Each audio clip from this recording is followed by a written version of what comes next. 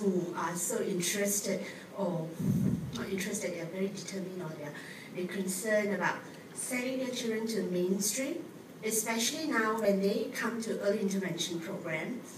Then when the children is ready, when they think that the children are ready, they want to send them to mainstream kindergarten.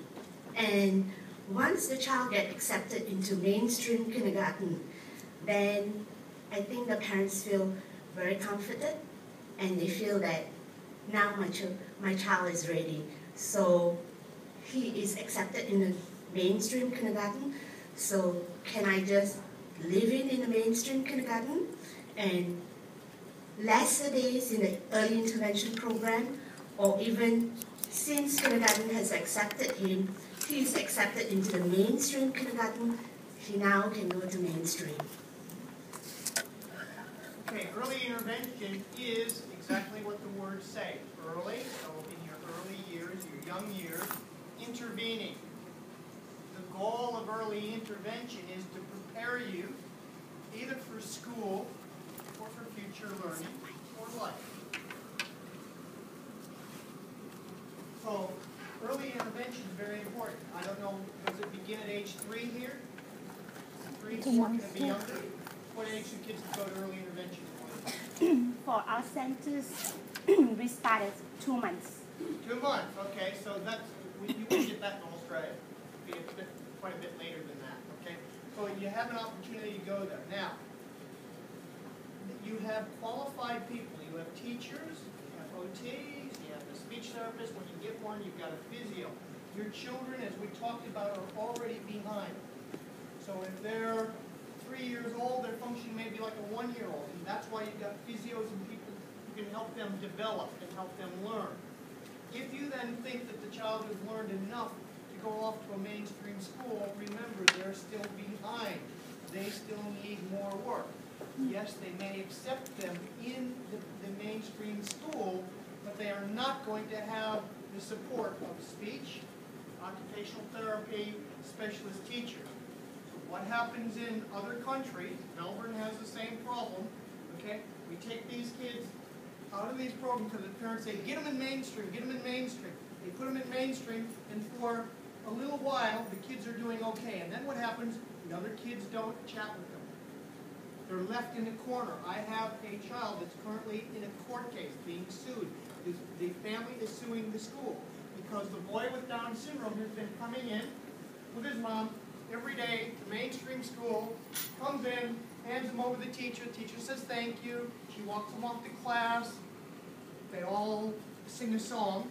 And this is in a mainstream school. They all sing. And then the boy with Down syndrome is collected by someone else, a teacher assistant, not a teacher. She has no training. And what she does is she takes them, they walk around the school, they go wherever they want to. There is no curriculum. At the end of the day, the child comes back. He's not with any of the other kids. She puts him in the classroom. Mom comes in and gets him. Mom has believed that he's participating in all these activities. He's not, because he's not able to. He doesn't attend long enough. He's disrupted. The other kids don't even know how to say his name. He doesn't know the kids in his class. So what's he learning? Nothing, because he wasn't ready for mainstream. They don't have the support mechanism. Teachers and the specialists at this center will guide you. If they think your child is ready to go to mainstream, they will try to help you move to mainstream. That's the whole goal. For us in Melbourne, if we can get a child to mainstream, there's a reward. It's good.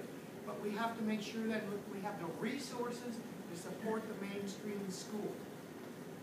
A lot of my work in Australia is going into schools where kids with Down syndrome and autism have been placed, and the schools aren't coping. The teachers are not qualified. They have no experience to teach them. Now, on the other side, we could talk about we need to get these kids out so more and more teachers learn. But we have lots of teachers who don't feel very good about the kids. We also have kids who get upset, and they fight, they get into fights, they don't have fun at school. So early intervention is there to support your child's development so they're able to go to school. Now, another phenomenon that we had happen, and we don't particularly like it, We have some children who do early intervention, and then they go off to a mainstream school. So let's say they do early intervention on Tuesday and Thursday. On Monday, mainstream. Tuesday, the special school. Wednesday, mainstream. Thursday, the special school. Friday, the mainstream. Now, what happens? On Monday, all the kids from mainstream, including the child with Down syndrome, go off to the zoo. Yeah, good fun. Everybody learns things by going off to the zoo to see the animals. On Tuesday, the child goes off to special school. All the children in the mainstream school the next day sit around and talk, or draw pictures, or write stories about what they saw in the zoo. This child's missing all that. On Wednesday, the child comes back to mainstream school. All the kids are still talking about their drawings and their pictures. He hasn't done any of that. So he's left out again.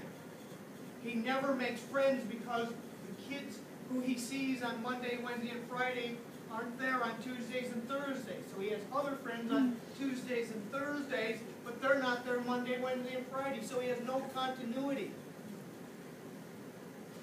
The other thing is we need to think about what the purpose of school is. The purpose of mainstream school in Australia is to educate children in basic reading, writing, and math. Why? Because we want them to get into a good secondary school.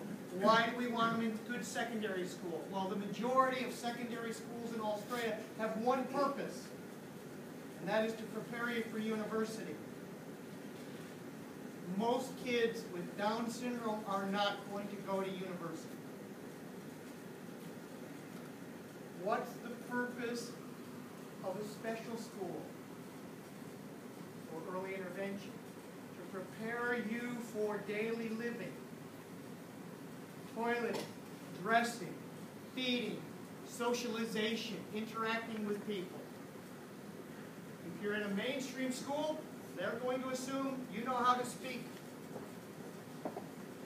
If you don't speak well, after a while, the other kids are going to say they don't want you around them. So now what happens is if you're in a mainstream school, the other kids will make fun of you.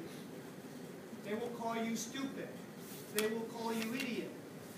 They will not share their things with you. Now, in some places over here, you'll find kind children who will look after you. So now what, if I get girls many times, young girls will look after the children with Down syndrome.